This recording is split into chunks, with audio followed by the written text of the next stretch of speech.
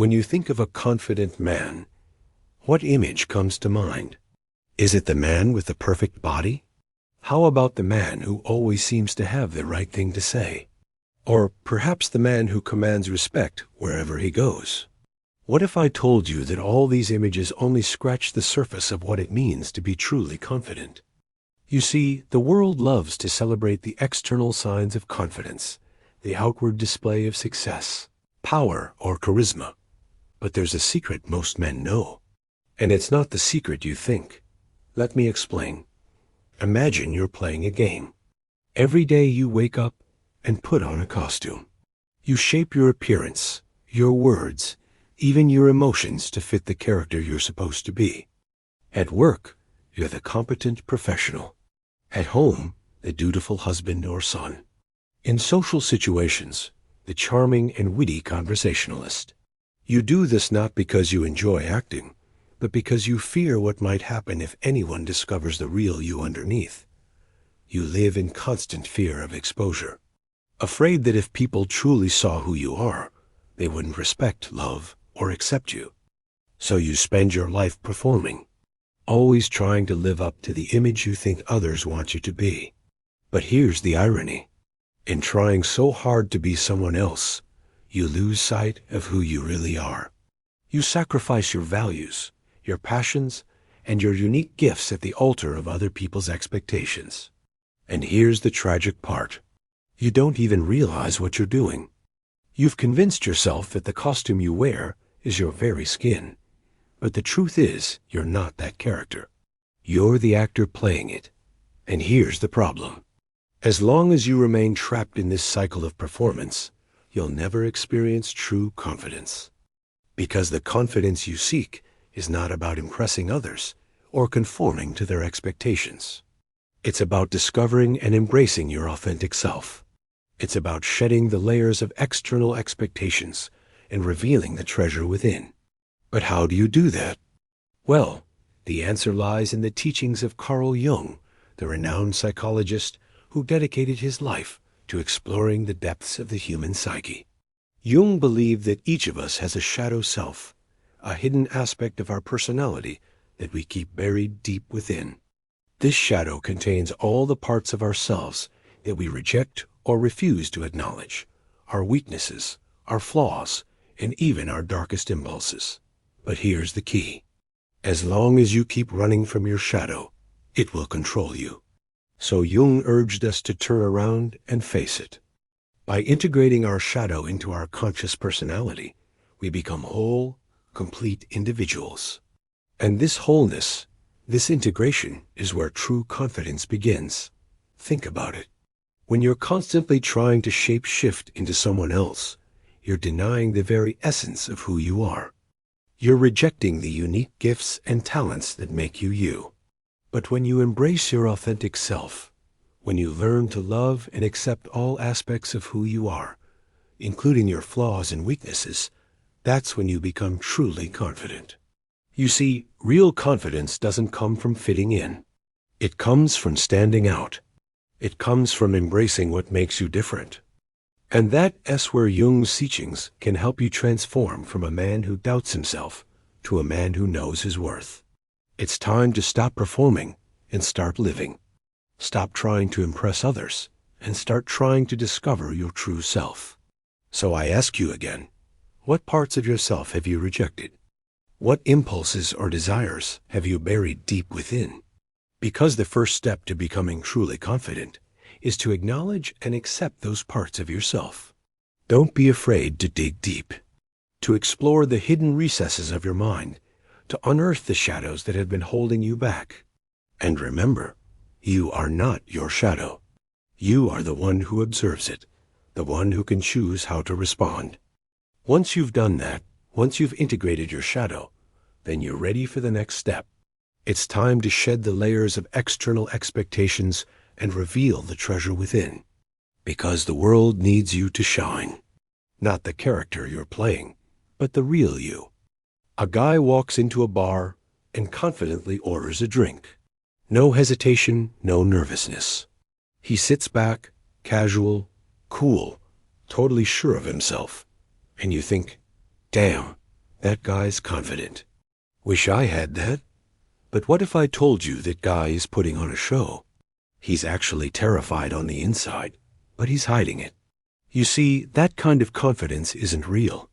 It's a facade, a mask to hide his insecurity. And he's not alone. Countless guys wear masks, act tough, joke around to cover up their vulnerability. But guess what? That's not how real confidence works. Today, we're going to rip off that mask and show you the raw, authentic confidence that comes from facing your demons, not hiding them. We're going to dive into something Jung called the shadow, the darkest parts of ourselves we hide away. And spoiler alert, it's where your real confidence is hiding too. So if you're tired of the fake confidence and you want the real deal, let's get into it. You ever seen someone oozing with confidence and think, damn, I wish I had that? Well, there's a chance what you're seeing is just a carefully crafted image, a mask. It's what Jung called the persona, the role we play in society. Think of it like an actor on stage.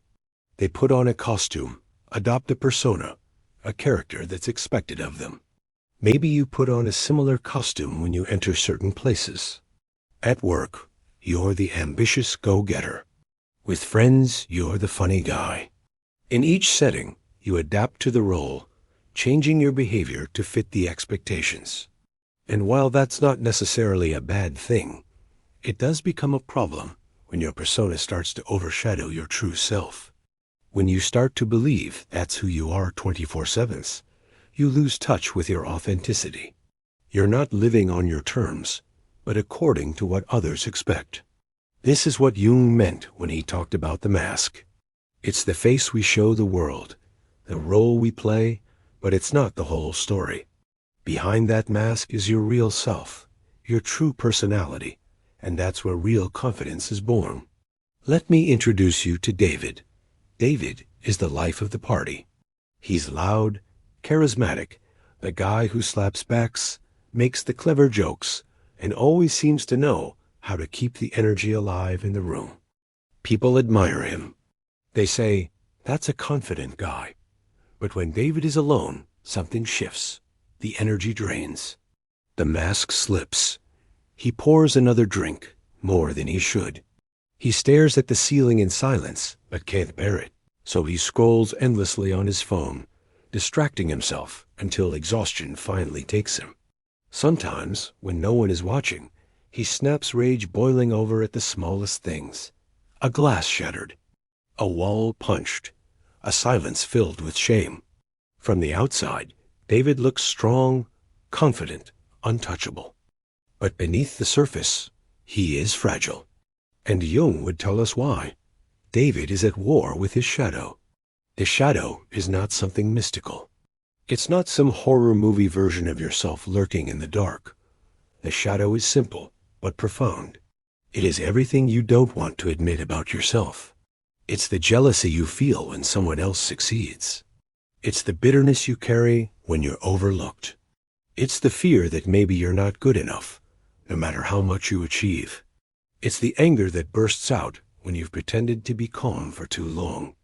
It's even the hidden talents, passions, or dreams you've buried because someone told you they were silly, weak, or not manly. The shadow is the collection of truths you've exiled. And here's the catch. What you refuse to face will eventually control you. Think of it this way. Imagine pushing a beach ball under the water. At first, it seems like you've got it under control. But the deeper you push, the more energy it takes. And the moment you lose your grip, it bursts to the surface, wild and unpredictable. That's your shadow. You can push it down, but sooner or later, it will break through, often at the worst possible time. That's why so many men who look confident on the outside crack under pressure. They've built a glass mask of confidence, but underneath, the shadow is pressing against it. It only takes one moment, one failure, one rejection, one unexpected loss for the mask to shatter. Have you seen it? The man who looks calm until someone questions his authority, and suddenly he explodes in anger. The man who jokes constantly, but one day He confesses he feels empty inside. The man who seems successful, but privately admits he feels like a fraud. That's the shadow speaking. Now here's the paradox. When you confront your shadow, when you stop pretending those parts of you don't exist, and instead you bring them into the light, something incredible happens. You don't become weaker. You don't fall apart. You actually become stronger. Why? Because you are no longer fighting yourself. Confidence is not the elimination of weakness. It's the refusal to be controlled by what you deny. Think of a warrior. Which is more dangerous? The one who denies his fear, or the one who admits he is afraid, but still steps into the battle? The second man. Always the second man. Because denial is fragile. But honesty, that's where courage is born. Let me tell you a story from Jung's own life. Jung was once close to Sigmund Freud, the father of psychoanalysis. For a time, Freud was the dominant voice, and Jung was considered his heir. But Jung eventually broke away, and it wasn't just professional, it was deeply personal. He began to explore his own inner world in what he later called his confrontation with the unconscious. He wrote about visions, dreams, even terrifying inner experiences. At one point, he feared he might be losing his mind. But he realized something profound. The only way to grow was not to deny these strange, unsettling parts of himself, but to face them, to dialogue with them, to integrate them. That's where his concept of the shadow truly began to take shape. He saw firsthand that a man who avoids his shadow is weak, but a man who integrates it becomes whole.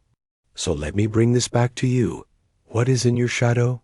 Is it the anger you pretend you don't feel? The fear of failure you cover up with ambition? The loneliness you hide behind jokes? The sensitivity you were shamed for as a boy? The desire you buried because someone told you it was wrong? What parts of yourself are you hiding? What do you fear people would think if they truly saw you? These are not abstract questions. They are the doorway to your real confidence. Here's a practical truth. When you deny your shadow, you live in fear of being exposed. Every interaction becomes a performance.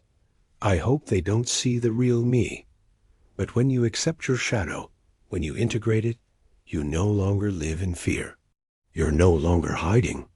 And that is where true confidence comes from. Imagine the difference between two men. The first says, I am fearless. But deep down, he's lying to himself. He spends all his energy covering up the fear that haunts him. He is fragile. The second says, yes, I am afraid. But that fear does not define me. It's part of me, but it's not all of me. That man is free. That man can move forward, not because he has no fear, but because he is no longer hiding it. Which one do you think people will trust? Which one do you think radiates real confidence? Let me give you another metaphor. Your shadow is like a wolf in the dark. If you run from it, it chases you. If you ignore it, it prowls closer. But if you turn, face it, and acknowledge it, you realize it's not just a threat, it's also power. Because within your shadow lies energy, creativity, passion, and strength you suppressed. The very parts you've been hiding may hold the keys to your confidence. That anger you bury could become your fuel for justice. That fear you deny could teach you humility and courage. That sensitivity you were mocked for could make you empathetic and magnetic. The shadow is not only your darkness, it is also your potential. So what do we do with this? First, acknowledge it. You cannot integrate what you refuse to see. Start noticing the moments when your reactions feel disproportionate, when something small triggers something big. That's your shadow speaking. Second, write it down. Jung himself kept journals where he recorded his dreams, his visions, his thoughts. By writing, he gave form to the formless. You can do the same. Third, accept it. Not excuse it, not justify it, but accept it as part of you. Remember, you are not weaker for having a shadow. You are human. And finally, integrate it. Find ways to channel the energy of your shadow into something constructive, anger into boundaries, fear into preparation, sensitivity into connection. So I'll ask you again, what parts of yourself are you hiding? What would it feel like to stop running from them? Most guys chase confidence, but they attack it from the wrong angle. They see confidence as an image to be projected, a personality to be adopted, a certain way of acting. And so they put on a mask and try to convince themselves and everyone else that they are confident. And for a moment, it works. But then something interesting happens. They convince everyone but themselves. See, the trick to confidence is not to put on a new personality, but to shed the old one. But which one, you might ask? Well, the one that gets in the way. The one that makes you shrink back in the corner when you have something to say. The one that holds you back from taking risks. The one that makes you fear being judged. Yes, that personality. That is the one that needs to go. But here's the problem. Most guys don't know how to get rid of it. They don't know what's behind it, what's driving it. And so they fight with ghosts.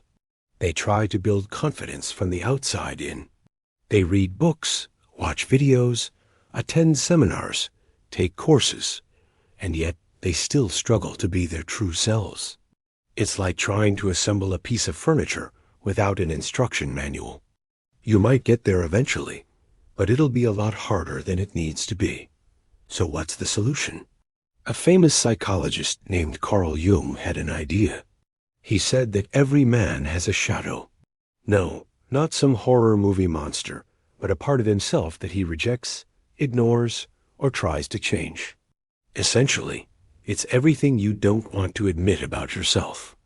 It's the jealousy you feel when someone else succeeds. It's the bitterness you carry when you're overlooked. It's the fear that maybe you're not good enough. It's the anger that bursts out when you've pretended to be calm for too long. It's even the hidden talents, passions, or dreams you've buried because someone told you they were silly, weak, or not manly. The shadow is the collection of truths you've exiled. So here's the challenge. Jung said that the key to confronting your shadow is to embrace it. Here's what he meant by that. When you deny or ignore your shadow, it festers. It grows stronger, and eventually it breaks through, often in the most inconvenient times. Like when you're giving a presentation and suddenly you feel panic rising within you, or when you're supposed to be charming and witty, but you feel bitter and resentful. Then the mask slips, and people see that you're not as confident as you pretended to be. But when you acknowledge your shadow, when you stop pretending those parts of you don't exist, and instead you bring them into the light, something incredible happens. You don't become weaker. You don't fall apart. You actually become stronger. Why? Because you are no longer fighting yourself.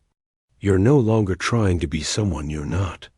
And that releases tremendous energy. Do you see the difference? Think of a warrior. Which is more dangerous? The one who denies his fear and attacks anyway, or the one who admits to his fear, acknowledges it, but chooses to act despite it? The second man, right? Because the first man is reckless. He lacks discipline and focus. His mind is scattered. But the second man is intentional. He moves with purpose. His mind is sharp because he's not wasting energy on distractions or fears.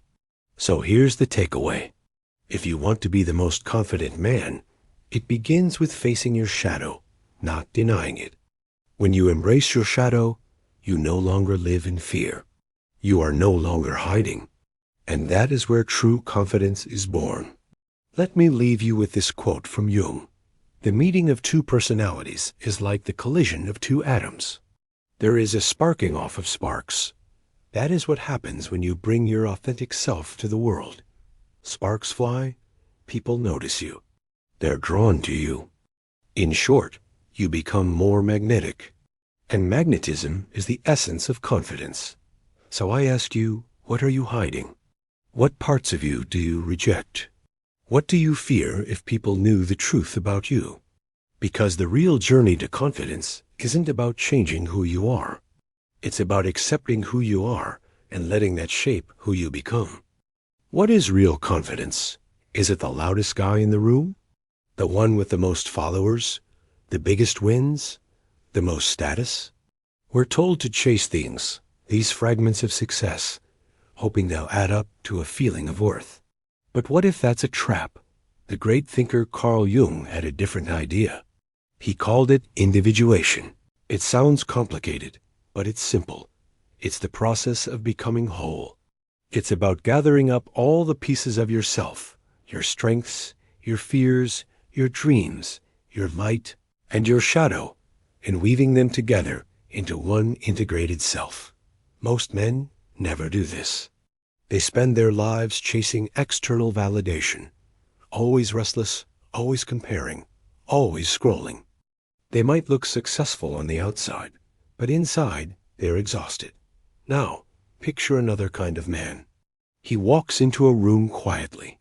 He doesn't perform or demand attention, yet everyone feels his presence. It's steady, grounded. He doesn't need to shout, because his being speaks louder than words. That man is closer to individuation. He's not trying to dominate the world. He's learned to integrate his own. Here's the truth most people miss. Real confidence isn't the absence of fear. It's the ability to look at all of yourself, your fear, your ambition, your wounds, your desires, and say, yes, this is also me. It's the courage to stop running from your weaknesses and insecurities. Think of it like building a house. If you only build the fancy facade that everyone sees, the first storm will bring it down. But if you build a solid foundation, every wall, every corner, even the messy parts no one visits, that house will stand unshakable.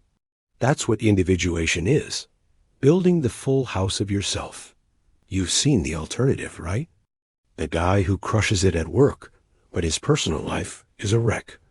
The man who's physically strong, but emotionally fragile. He's developed one part of himself, but abandoned the others. He's mistaken a fragment for the whole. True wholeness is balance. It's the man who knows his strength, but also admits his tenderness. The one who can weep when he must, and fight when he must. This wholeness is far more powerful than dominance. Dominance needs others to bow. Wholeness needs no one. The dominant man demands, respect me. The whole man doesn't need to ask. His presence radiates respect. One is always insecure, needing an audience. The other is secure from within. One is restless. The other is rooted. Which would you rather be? So how do you start? It begins with brutal honesty. Ask yourself, what parts of me have I been denying? What gifts have I buried? What wounds have I ignored? The work isn't about becoming someone else. It's about uncovering the self you've been hiding all along. When you feel triggered, overly angry, jealous, or insecure, ask, what part of me is this revealing? That's a disowned piece of you, asking for attention. Give yourself permission to hold contradictions. You can be strong and tender, ambitious and humble. That's not being fake. That's being human. Remember the yin-yang symbol? Light and dark swirling together, each containing a piece of the other. You can't have one without the other. Wholeness isn't about becoming pure light or pure strength. It's about integrating it all. The man who accepts his fear becomes courageous. The man who embraces his wounds becomes compassionate. This isn't about perfection. It's about integration. Dominance is loud but fragile. Wholeness is quiet but unbreakable. As you move toward this, you'll start to awaken different parts of your masculine nature archetypes, like the king, the warrior, the magician, and the lover. Each one has a role to play in your journey to unshakable confidence. And we'll explore exactly that in our next video. If this resonated with you, make sure to subscribe and hit that notification bell so you don't miss it. Thanks for watching. Have you ever wondered why some men just have this unshakable magnetic confidence? It's not about looks, money, or status. It's something deeper. The great psychologist Carl Jung talked about something he called archetypes. These are universal patterns, ancient blueprints embedded deep in the human psyche. They show up in myths and stories all over the world because they reflect something fundamental about us. For men, 4 of these archetypes are especially powerful. They shape our confidence, our choices, and our entire way of being. They are the king, the warrior, the magician, and the lover. Each one holds immense power, but each also has a shadow side when it's out of balance. The secret to real, lasting confidence isn't to pick one and ignore the others. It's to bring all 4 into harmony. Let's break them down. First, the king. The king is the archetype of order, stability, and vision. He's the center around which everything else revolves. But this isn't about being a tyrant. The king's true power comes from wisdom, not control. Think of a man who provides clear direction, not by barking orders, but by embodying a calm, steady presence. When the king energy is strong, people feel safe. He builds, he blesses, he affirms. The shadow side, an absent king creates chaos. A tyrant king demands obedience instead of inspiring loyalty. True king energy is calm, ordered, and visionary, without ego. Next up, the warrior. The warrior is all about discipline, courage, and endurance. He's the one who faces hardship head-on, who acts decisively when it matters most. Think of the athlete training in the dark, the father sacrificing for his family, or the activist fighting for a cause.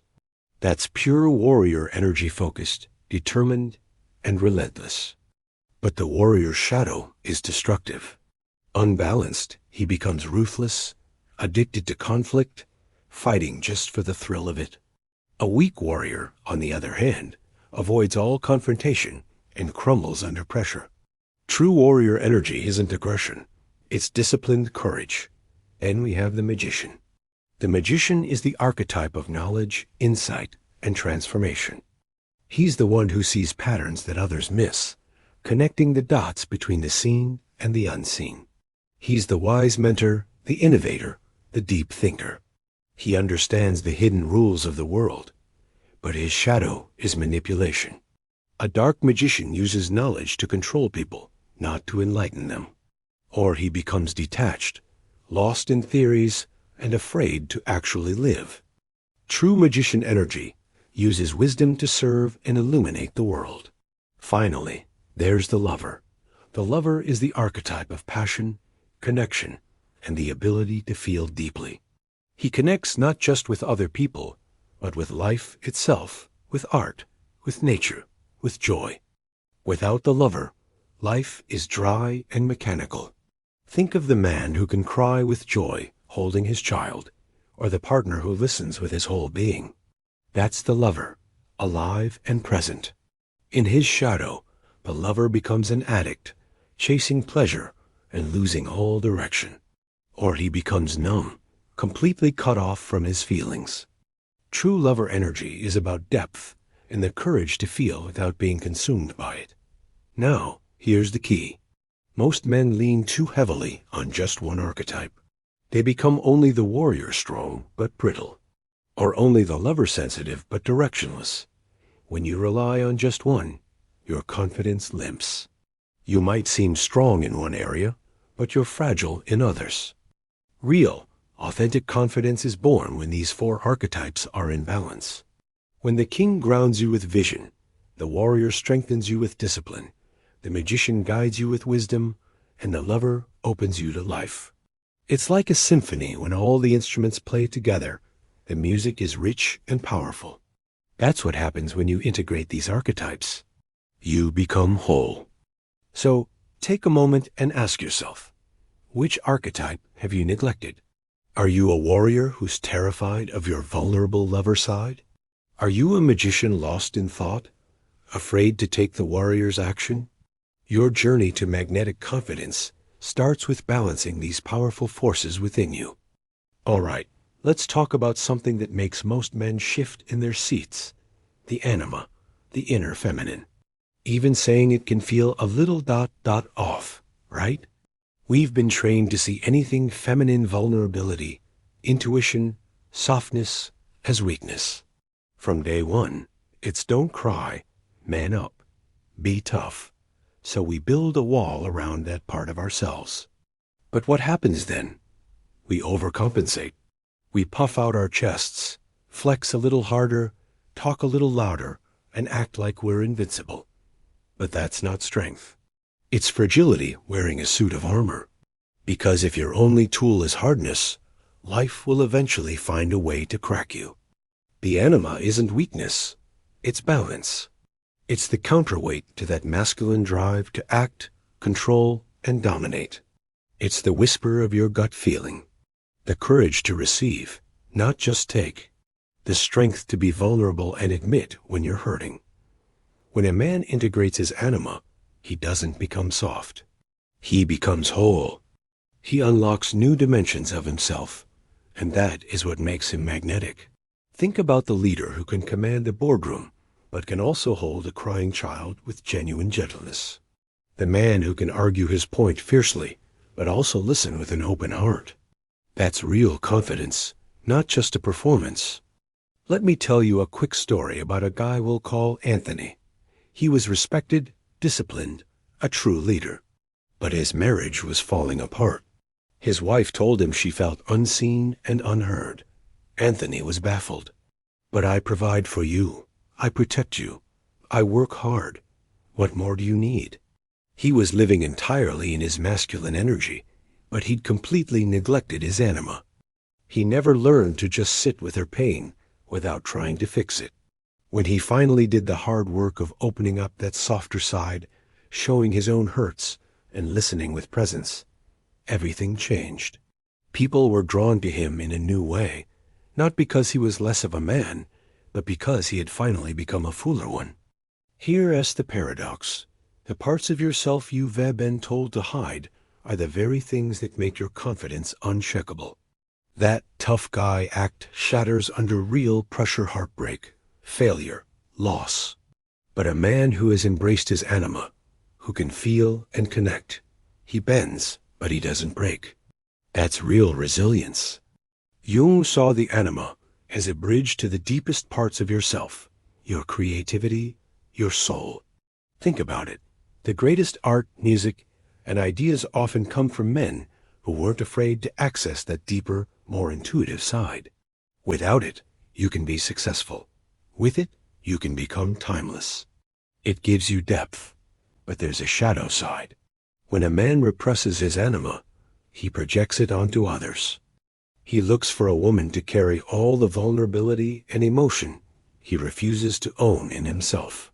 He puts her on a pedestal or becomes dependent, demanding she complete him. No relationship can survive that pressure.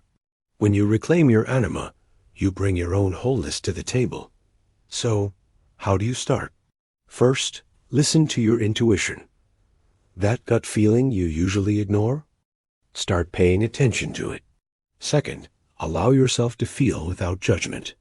Sadness, joy, longing, you don't always have to fix it. Just feel it. Third, practice tenderness. Small acts, like truly listening to a friend without trying to solve their problems. That's how you bring your anima to life. Integrating your anima doesn't make you less of a man. It makes you more. A man who can wield both strength and tenderness, logic and intuition. That man isn't just acting confident. He is confident. And that kind of presence doesn't just impress people. It inspires trust. This journey of integration is what leads us to the ultimate source of confidence, something Jung called the self. That's where we're headed next.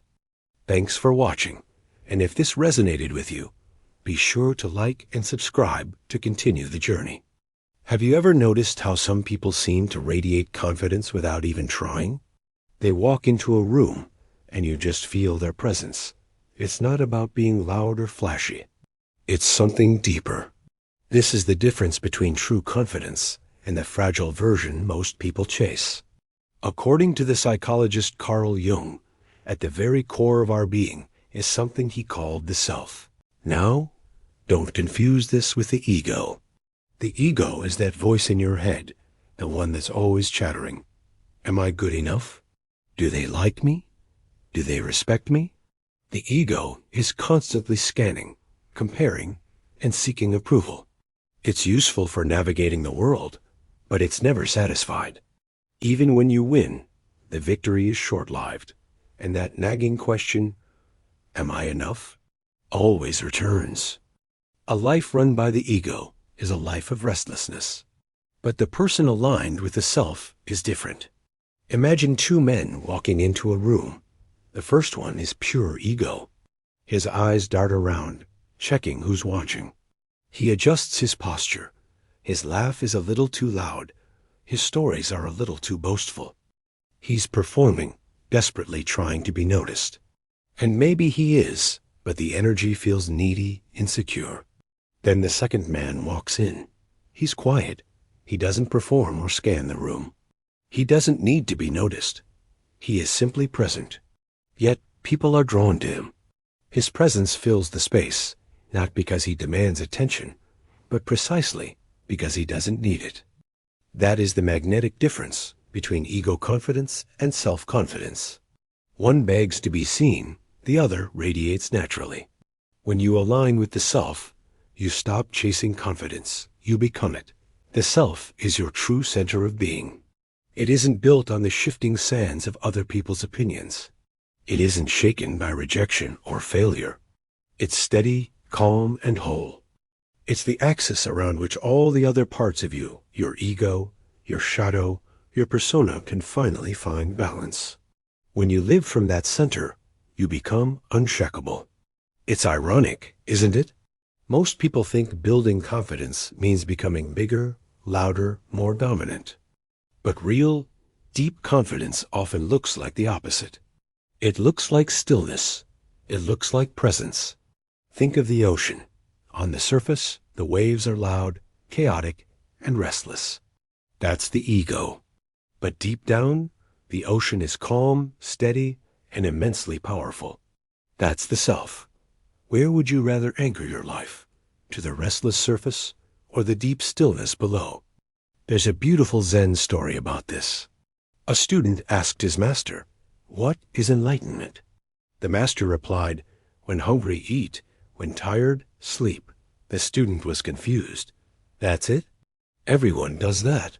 The master smiled. "No, most people don't. When they're hungry, they worry about 1,000 other things. When they're tired, their minds race with anxieties. They are never simply asterisk here asterisk. That's the difference. The ego complicates. The self simply is. So, how do you make this shift from ego to self?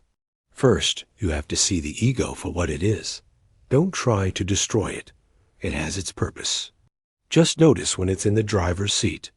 Notice when you're speaking not from your heart, but from a need to be admired. Notice when you're chasing something, not because you truly want it, but because you're afraid of what people will think if you don't have it. Second, practice presence. The self exists in the here and now. The ego is what pulls you into regrets about the past or anxieties about the future. Presence can be as simple as taking a walk without your phone, truly listening to someone without planning your reply, or just sitting in silence for a few minutes. The more you practice being present, the more you align with yourself. And finally, embrace your wholeness. The self isn't about being perfect. It's about being complete. It means accepting all of you, your strengths, your weaknesses, your light, and your shadow. Here's the most powerful part. When you truly align with the self, you stop caring so much about being confident. You stop asking the question. You just live. And in that simple, authentic way of being, others perceive you as deeply confident. Because real confidence isn't a mask you wear. It's the quiet power you embody when you're no longer hiding. So ask yourself, are you living from your ego or from yourself? What would your life feel like if you could stop chasing approval and simply be? Have you ever thought about someone you haven't spoken to in years, only to have them call you that very same day? Or maybe you opened a book to a random page and found a sentence that perfectly answered a question you've been struggling with. What about facing a major setback, only to realize later that it put you in the perfect position for something even better? The psychiatrist Carl Jung had a name for this: synchronicity. He described these as moments of meaningful coincidence, events that seem random on the surface, but are actually connected by a deeper pattern. Jung believed these weren't just accidents. They were signs that life isn't just a series of random events, but that there's a hidden intelligence, a deeper order weaving through our lives. So, what does this have to do with confidence? Well, truly confident people don't try to control every single detail of their lives. They trust. They understand that no matter how carefully we plan, life has its own rhythm, its own flow. Instead of fighting against it, trying to force everything to go their way, they learn to align with it. Now, this doesn't mean they're passive. It doesn't mean they just sit back and wait for good things to happen. Not at all. They take action, they make plans, they work hard. But underneath all that action is a deep, calm faith. It's the kind of faith that says, I am exactly where I need to be right now. Even if this moment feels like a failure, it has meaning. Even if I don't understand it yet, I will. Contrast that with the person who clings to control. They need certainty. They need every single thing to go exactly as planned. They panic at setbacks, get angry at delays, and see coincidence as a threat. Their confidence shatters the moment life refuses to follow their script. But the person who is aligned with synchronicity, the one who trusts this deeper order, they move through the world differently. They can face setbacks with a sense of calm. They can meet failure not with despair, but with curiosity. They can let go of the illusion of control without falling apart. And paradoxically, that surrender makes them incredibly strong. Because real, lasting confidence isn't built on controlling life, it's built on trusting it. Think of a sailor on the open sea. The sailor doesn't control the wind. He can't command the ocean to be calm. But what does he do? He studies the currents, he adjusts his sails, and he trusts the sea to carry him. And because he has that trust, he can cross vast oceans that a fearful person would never even dare to face. Confidence works the exact same way. The ego tries to control every gust of wind and collapses when it can't. A true self trusts the flow, adjusts, and keeps moving forward. I bet you can think of moments in your own life where something that felt like a total disaster later revealed itself to be a gift. Maybe it was a breakup that forced you to grow into a better version of yourself, or a job loss that opened the door to a career you truly love. The closed door that finally guided you to the right one. That is synchronicity in action. That is the universe gently reminding you there is a deeper pattern at work here. So let me ask you this: do you trust life, or do you constantly fight it? Do you see setbacks as random bad luck, or do you look for the hidden meaning within them? When something unexpected happens, do you collapse in frustration, or do you lean into the possibility that it might be carrying a hidden gift? The people who radiate the deepest, most authentic confidence aren't the ones who have everything under control. They are the ones who trust. They trust themselves, and they trust the process of life. And that unshakable trust gives them a calm, powerful presence that nothing can disturb. So maybe the next time something doesn't go your way, instead of panicking, just pause. Instead of asking, why is this happening to me? Try asking, what might this mean? What could this be preparing me for? This shift from trying to control everything to trusting the process, from resistance to alignment, is the highest form of confidence. It means you are no longer at war with life. You are walking with it, in partnership. And that is the kind of confidence that doesn't just impress others, it inspires them. Over our journey together, we've looked at the shadow, the persona, individuation, archetypes, the anima, the self, and now, synchronicity. Each concept is a piece of a larger puzzle. And when you put them all together, they lead to one profound truth.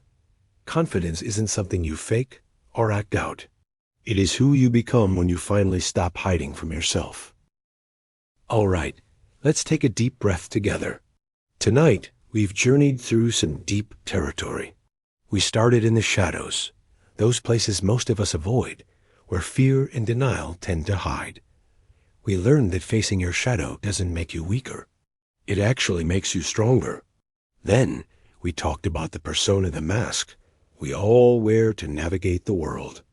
These masks are useful, sure, but they become dangerous when we mistake them for our true selves. This led us to the idea of individuation, the process of becoming whole. It's not about chasing perfection or clinging to dominance, but about integrating every single part of who you are. We explored the great archetypes, the king, the warrior, the magician, and the lover. Each one represents a vital piece of the masculine soul. Each is necessary, but none is complete on its own. They must work together. From there, we moved into the anima, the inner feminine energy, the source of vulnerability, intuition, and tenderness. This is the very balance that many men are taught to reject, but it's what makes a man truly magnetic when he embraces it. This integration brings us to the self, that deep center beyond the ego. This is where confidence isn't something you chase. It's something you radiate. It's the still, quiet point within. Finally, we looked at synchronicity, those moments of meaningful coincidence that remind us that life isn't just random chaos. They teach us that trust is a far more powerful force than control. Each of these steps is a key, and when you put them all together, they unlock something most men spend their entire lives searching for: confidence that cannot be shaken. Here is the fundamental truth we've uncovered. Real confidence is not about puffing out your chest or pretending you have all the answers. It's not about dominance or wearing masks or feeding your ego. True confidence is about wholeness. It's about meeting yourself fully, integrating the parts you've hidden away, and standing firmly rooted in your true self. Think about it. This kind of confidence isn't loud. It's steady. It's not fragile. It's rooted deep within. It's not borrowed from external validation. It is yours and yours alone. And when you find that kind of confidence, it doesn't just change how other people see you. It fundamentally changes how you see yourself. It changes the way you walk into a room, the way you handle setbacks, the way you love, and the way you lead. So, please remember this. Confidence isn't an act you perform. It's who you become when you finally stop hiding from yourself. It's not a performance. It's a presence. It's not about proving yourself to anyone. It's about embodying yourself. It's not about chasing something outside of you. It's about uncovering the incredible power that was inside you all along. And maybe, just maybe, that's the secret that truly confident men have always known. They understood that confidence isn't a mask to wear, a trophy to win, or a script to memorize. It is the natural radiance of a man who has met himself fully and decided to stop running. That is the man the world is drawn to. That is the man others instinctively trust. That is the man who cannot be shaken. And that man is waiting within you. So the invitation I leave you with tonight is simple. It's not about adding more layers to yourself or perfecting another mask. The invitation is to turn inward, meet your shadow. Let go of the persona. Integrate your wholeness. Open your heart to the anima. Align with your deepest self. And learn to trust the beautiful, unfolding pattern of your life. Do that, and you will no longer need to search for confidence. You will have become it. Thank you so much for walking this path with me tonight. If this resonated with you, please consider subscribing for more journeys like this. It means the world. Until next time, be well.